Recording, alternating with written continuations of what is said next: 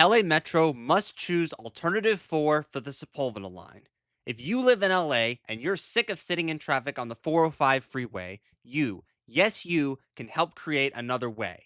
There's not much time, but it only takes a second.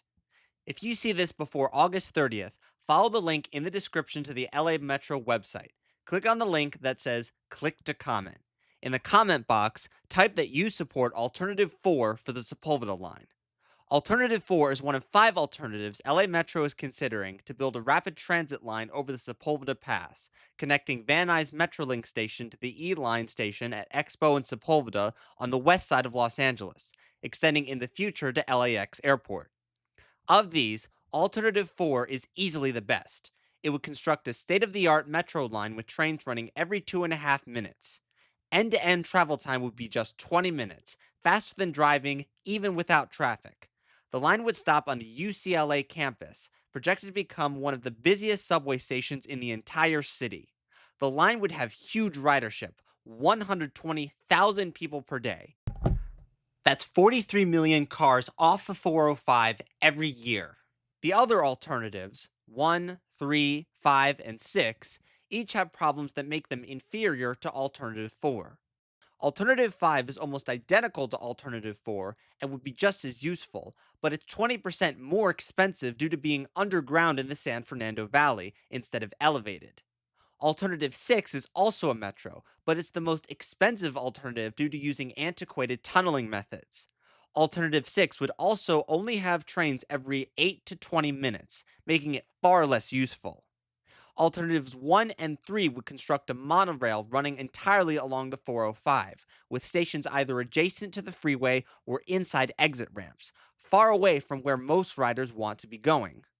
Alternative 1 completely bypasses UCLA, forcing riders to take a shuttle bus to get to campus. Metro predicts that Alternative 1 would only attract 15% as many riders from UCLA when compared to Alternatives 4 or 5.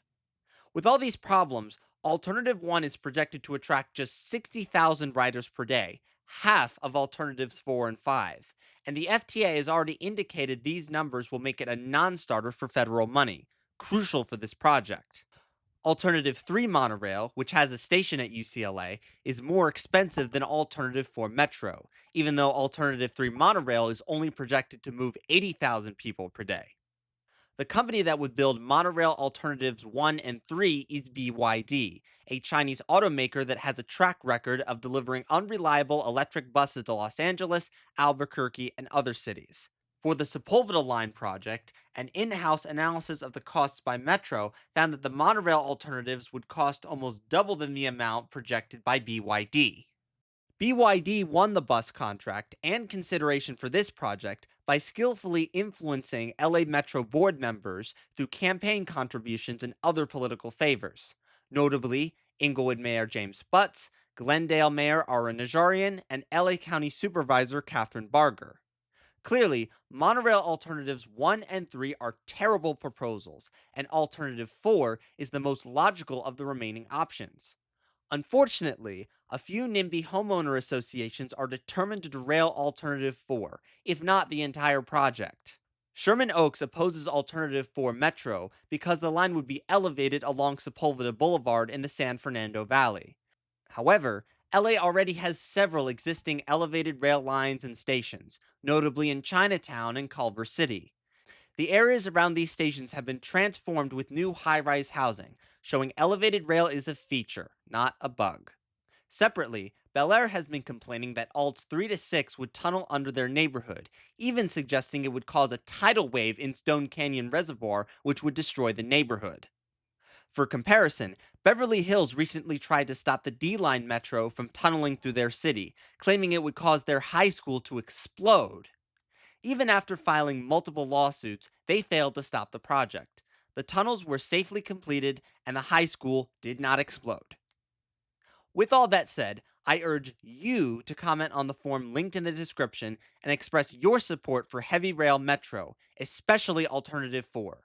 When you're done, share it with your friends and family. If you want to learn more about the Sepulveda line and LA Public Transit, please check out the channel Nandert, linked in the description. Hope to see you on the Sepulveda line in the future.